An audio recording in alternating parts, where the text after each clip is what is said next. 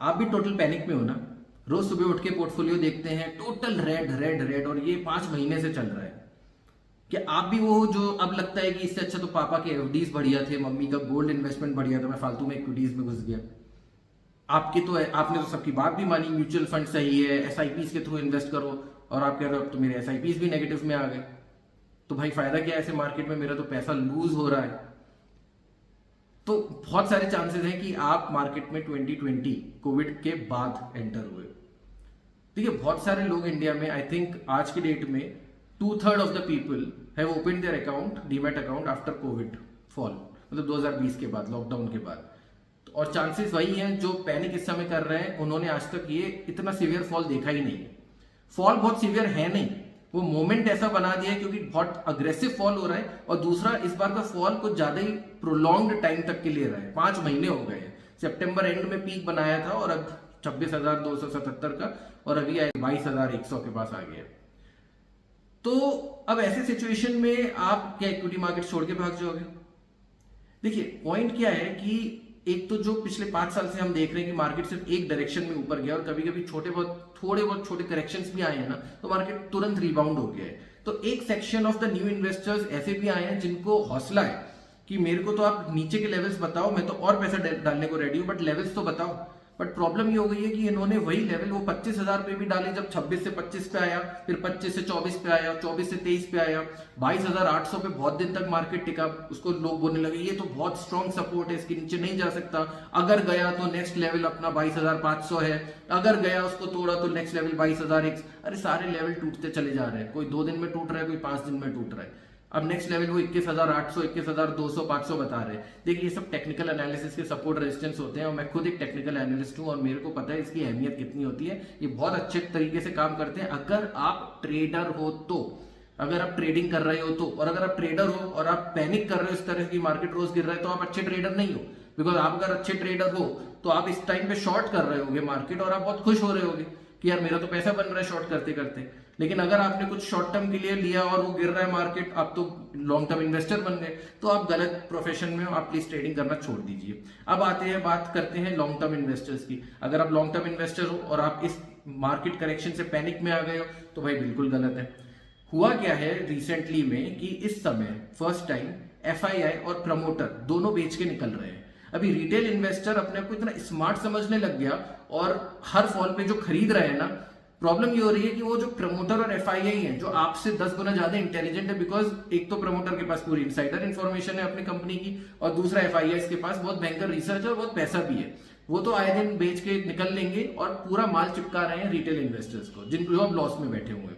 और जिस दिन ये रिटेल इन्वेस्टर्स का सब्र का बांध टूटेगा, तो patience will kind of falter away, उस समय ये मार्केट इतना नीचे हो जाएगा कि उस समय ये एफआईआई वापस आएंगे।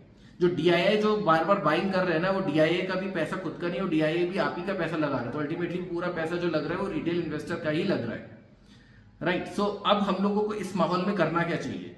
इस माहौल में हम लोग को टीवी एंकर्स की सुननी चाहिए, जो मैं देख रहा हूँ बहुत सारे लोग कर रहे हैं। तो पहली बात तो भाई प्लीज टीवी एंकर्स की सुनना आप बंद कर दीजिए। दूसरा, ये जो इन्फ्लुएंसर कम्युनिटी पिछले 4-5 साल में इतनी अग्रेसिव हो गई थी, बहुत सारे लोग गायब हो गए हैं, मेरे को दिखते भी नहीं है आजकल। बहुत सारे लोगों के वीडियोस आने बंद हो गए हैं। क्यों? क्योंकि उन्होंने चीजें खरीदवा के सबका लॉस करवा दिया है, और अभी क्या बोले, अब तो लॉस हो गया। लोगों ने 27,000 आएगा, 30,000 आएगा, वो 22,000 आ गया, तो सब भाग लिए। देखिए मेरा यहाँ पे कोई हिडन एजेंडा नहीं है, मेरा ना कोई कोर्स है इस समय, ना मैं यूट्यूब से पैसा कमाता हूँ। मेरा काम है आपको ज्ञान देना। अगर आप मुझे लिंक्डइन पे फॉलो कर रहे हैं तो आपको पता है मैं 7 साल से बिल्कुल प्योर प्ले एजुकेशन प्रोवाइड कर रहा हूँ, तो ये वीडियो भी मैंने उसी के लिए बनाया है। अब हुआ क्या है कि लेटली बहुत सारे लोग अब अगेन यही पूछ रहे हैं कि इस पॉइंट पे क्या हमें और बाय करना चाहिए, तो कैसे करें, कहाँ करें, क्या करें, या हम होल्ड करें और या हम सेल करके निकल जाएं।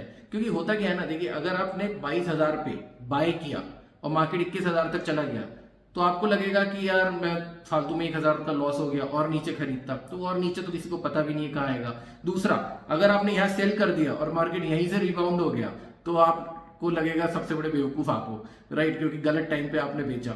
और अगर आप होल्ड करे रहे तो उसका एक अपना अलग एंगल है कि आप टाइम वैल्यू ऑफ मनी को लूज कर रहे हैं। तो ऐसे माहौल में करना क्या चाहिए? आइए मैं कुछ आपको इंटरेस्टिंग चार्ट दिखाता हूं और फिर बताता हूं कि क्या बेस्ट होगा आपके लिए करने के लिए without telling you any levels. Asset allocation पे मैंने वीडियोस बहुत बनाया, बहुत बार एसेट एलोकेशन के बारे में बोला है मैंने, कोर सैटेलाइट पोर्टफोलियो का वीडियो बनाया है अभी हाल ही में। ये सब वीडियोस आप देखिए, आपको समझ में आएगा कि मैं किस तरह से पोर्टफोलियो मैनेज करता हूँ अपने खुद का, और मैंने किस तरह, क्यों मैं अभी पैनिक नहीं कर रहा हूँ, क्यों मैंने पहले ही क्रैश के पहले अपना पोर्टफोलियो प्रॉपरली सेट कर लिया था। अगर आपने अभी भी नहीं किया वो सब एसेट एलोकेशन एक्सेट्रा, तो आप अब क्या कर सकते हो when the market is already down, ये हम चार्ट्स के बाद थोड़ा समझेंगे और इसको देखते हैं। तो ये निफ्टी का चार्ट है, वीकली चार्ट लगाया है मैंने इस पे। एंड अगर आप इसमें ये देखो, आज जो पीक से करेक्शन अभी तक बनाया है, तो अगर हम ये टूल यूज करके ये देखते हैं, पीक से अभी तक करेक्शन हुआ है 15.78% के आसपास, 16% समझ लीजिए निफ्टी 50 में। ठीक है। अब अगर हम थोड़ा सा पीछे जाते हैं और देखिए, ये एक करेक्शन आया है, ये कितना करेक्शन है, और ये तो अपना आया है कब, 2023 में, which was suppose to be a very good year for equity market. Even यहाँ पे भी अपना 11% का करेक्शन है। ये करेक्शन अगर हम देखें, जो कि थोड़ा सा प्रोलॉन्ग था अक्टूबर 2021 से, एंड ये पहली बार था जब क्रैश आया था मार्केट में आफ्टर द 1.5 years का फॉल का कर कंटिन्यूअस राइज, ये भी 18% के आसपास आया है। और यहाँ पे ये चला है फॉल आपका कम से कम कुछ 8 से 9 महीने का। लेकिन इंटरेस्टिंग बात ये थी कि इसमें अगर आप वीकली देखें, तो हमें यहाँ पे कुछ लगातार 4 ग्रीन कैंडल, 2-3 बड़ी बड़ी ग्रीन कैंडल्स मिल रही थी। तो एक थोड़ा सा वो था कि हाँ ठीक है, मार्केट ऊपर नीचे हो रहा है, बट मौके मिल रहे थे लोगों को, इसलिए इतना पैनिक नहीं आया था। बट अगर हम ये कोविड का फॉल देखें, बहुत सारे लोग यहाँ पे जिस वीडियो देख रहे हैं कोविड का फॉल नहीं देखे होंगे। ये कोविड के टाइम पे ये मार्केट ऑलमोस्ट 40% डाउन गया था। आई रिमेम्बर वेरी वेल कि कोविड के टाइम का, मैं आपको स्टोरी बताता हूँ क्या हुआ था। कि जब मार्केट गिरना शुरू हुआ था 12,400 तक का, जो उन्होंने जून 2020 में जो एक हाई बनाया था, उसके बाद 11,000 आया। पीपल सेट कोई बात नहीं, लॉकडाउन हुआ है, चाइना में आया है, अभी इंडिया में तो ऐसा कुछ है नहीं। फिर केरला में कुछ केसेस आने लग गए, फिर मार्केट और गिरा, 11,000 का 10,000 आया, थोड़ा पैनिक आने लग गया because it was like 15-16% down. फिर लोगों ने कहा 10,000 is the support, psychological support, technical analysis, ये वो। उसके बाद 9,000 आया, तब तक भी लोगों ने हिम्मत रखी कि नहीं नहीं, वापस हम रिबाउंड करेंगे। लेकिन 9,000 टूटने के बाद ना, फिर जब और नीचे गिरने लगा अग्रेसिवली, फिर सर्किट्स लगने लग गए मार्केट पे, इंडेक्स पे। तो फिर ये हुआ कि कई सारे एक्सपर्ट्स आके टीवी पे बोले, सीएनबीसी पे और जी पे, जो भी न्यूज चैनल्स होते हैं, कि ये तो 4,500 आएगा, 5,000 आएगा, आप इसके लिए रेडी रहिए। 4,500 5,000, फिर क्या हुआ, 7,500 आके रिबाउंड हो गया। उसके बाद बस लोग बोलने लगे ये डेड कैट बाउंस है। ऊपर आने के बाद ये वापस 6,000 जाएगा, 5,000 जाएगा, क्योंकि जो 5,000 प्रेडिक्ट कर चुके हैं उनको तो 5,000 लाना ही है ना किसी तरह। बट मार्केट 7,511 के बाद कभी ऊपर गया, कभी नीचे गया ही नहीं, ऊपर ही ऊपर गया। तो फिर अप्रैल में मार्केट ऊपर गया 9 साढ़े 9 हजार तक, और वापस मई में एक बार नीचे आया। जब मई में नीचे आया तो लोग खुश होने लगे कि हाँ शायद मार्केट गिरेगा। बट इसके बाद जो जून से मार्केट ने उछाल भरी है, फिर तो 12,000 का जो पुराना हाई था जनवरी का, वो उन्होंने बाय सितंबर अक्टूबर उसको तो, या नवंबर सरपास कर दिया। तो सारे जितने भी लॉसेस थे वो तो 8-9 महीने में सब इरेज हो गए। एंड ये वो टाइम था जब बहुत सारे इन्फ्लुएंसर्स भी आए और बहुत सारे रिटेल इन्वेस्टर्स भी मार्केट में कूदे, ये समझ के कि कुछ भी हो जाए मार्केट हमेशा ऊपर ही जाता है। बट ओवरऑल आप ये देखिए, from peak to bottom market 40% correct हुआ, और उसके बाद आज देखिए मार्केट कहाँ है। उस बॉटम से आज ऑलमोस्ट 3.5 गुना मार्केट ऊपर जा चुका था, आज शायद 3 गुना रह गया है।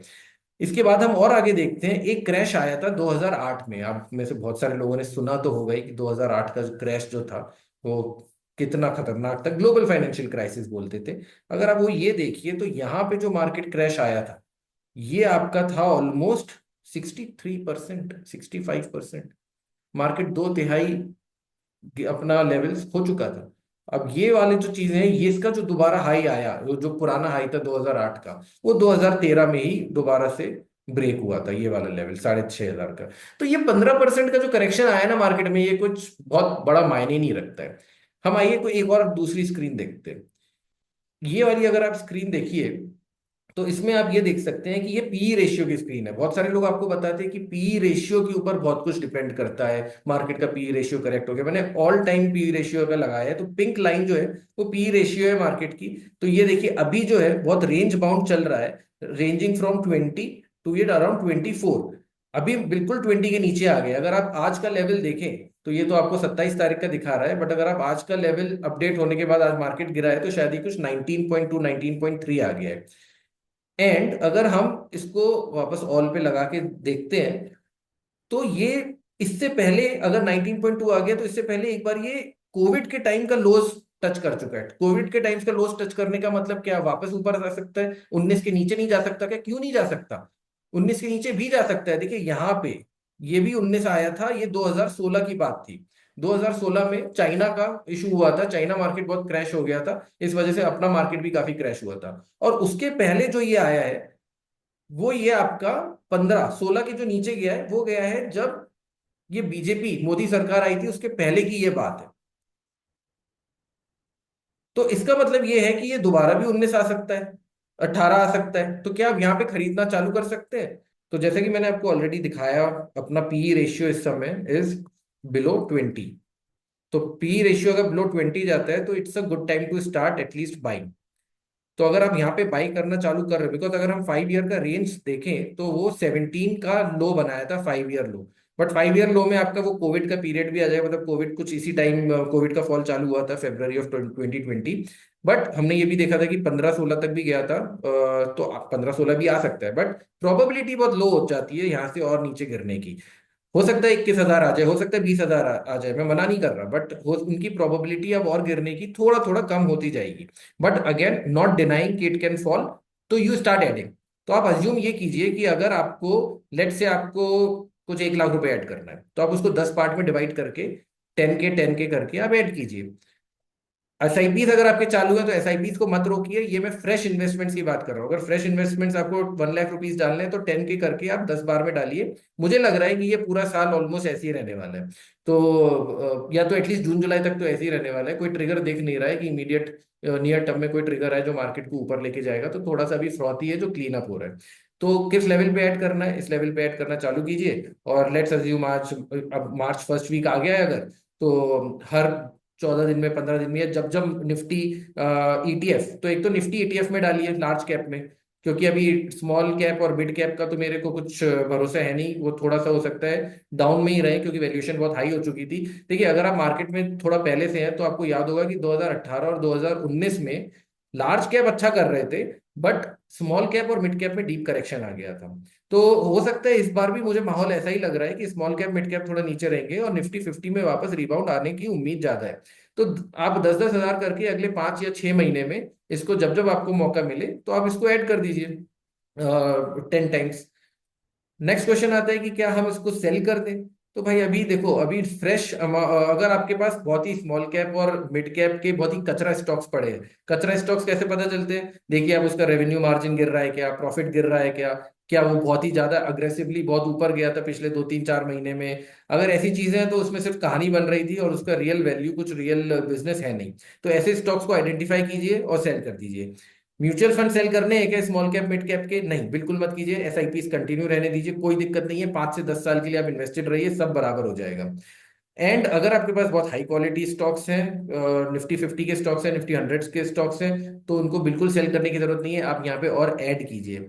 एंड फाइनली ये आता है कि हम होल्ड करें। देखिए सबसे अच्छा तरीका ये है कि आप दीन दुनिया से आप परे हो जाए, आपको कोई दुख नहीं है लाइफ में, और आप बस उसको, आपको ना पोर्टफोलियो बहुत हाई क्वालिटी है तो आपको कुछ करने की जरूरत नहीं है, आप एसआईपीस में इन्वेस्टेड हो, आप होल्ड कीजिए। आप अपने डीमैट अकाउंट का पासवर्ड चेंज कर दो, रोज रोज अकाउंट देखने की जरूरत भी नहीं है। आप अकाउंट ही नहीं देखोगे, रोज रेडी नहीं दिखेगा, किसी और काम में बिजी हो जाओगे बिकॉज आपका फुल टाइम काम कुछ और होगा, तो आपको इन सब की टेंशन होगी ही नहीं। तो ये तो सबसे अच्छी चीज है। एक चीज मैं बस यही देख रहा था, large cap mid cap small cap के बारे में मैं आपको बता चुका हूँ कि मुझे इस समय लग रहा है कि अपना पूरा पोर्टफोलियो, काफी पोर्टफोलियो आप लार्ज कैप में शिफ्ट कर सकते हैं। Again mid cap small cap की एसआईपीस कंटिन्यू रहने दीजिए। एंड अबव ऑल अपना एसेट एलोकेशन एक बार चेक कर लीजिए। ये वीकेंड चल रहा है, इस वीकेंड में आप थोड़ा सा अपना देखिए कि कितना परसेंटेज आपका लार्ज कैप में, मिड कैप में, स्मॉल कैप में, और जो आपने एक रेंज बनाया होगा, अगर आपने एसेट एलोकेशन किया होगा। देखिए अगर आप अग्रेसिव इन्वेस्टर भी है ना, फिर भी आपकी इस माहौल में अगर आपकी हालत खराब है तो आप अग्रेसिव इन्वेस्टर नहीं है, क्योंकि फिर आप रिस्क लेने के लिए रेडी नहीं है।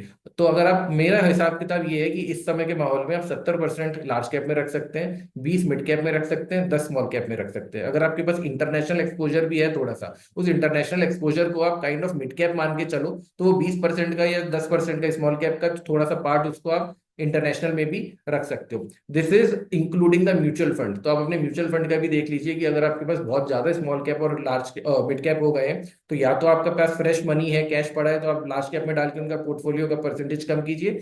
नहीं तो आप इस समय बेच सकते हैं। क्या पता आपके पोर्टफोलियो में 50-60% मिड कैप स्मॉल कैप पड़ा, फिर तो आपका पोर्टफोलियो लव ऑन हो ही रहा होगा ना। बट क्या आप 50-60% स्मॉल कैप मिड कैप के रिस्क लेने के लिए रेडी थे? आपका पोर्टफोलियो, आपका रिस्क एलोकेशन, रिस्क एपेटाइट इतना था नहीं था? वहां पे आप इसको बेच के एलोकेशंस को बराबर ला सकते हैं। तो अगर आप ये एक्सरसाइज कर ले इस वीकेंड पे, तो आई थिंक बढ़िया रहेगा। और बाकी मार्च आ गया है, टैक्स लॉस हार्वेस्टिंग को यूज कीजिए। बहुत लॉसेस बनाए चुके हो गए आप अपने पोर्टफोलियो में, तो कुछ आप देखिए शॉर्ट टर्म और long term capital gains losses को आप ऑफसेट कीजिए, सो दैट आपको टैक्स कम देना पड़े। उसका वीडियो भी मैंने बनाया हुआ था, जिसका मैंने आपको यहाँ पे लिंक दे रखा है।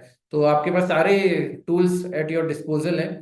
जो करना है आप थोड़ा सोच समझ के कीजिएगा। कोई क्वेश्चन हो तो आप मेरे से कमेंट्स में पूछिए। तो चलते हैं, किसी नेक्स्ट वीडियो में मिलते हैं। Bye bye.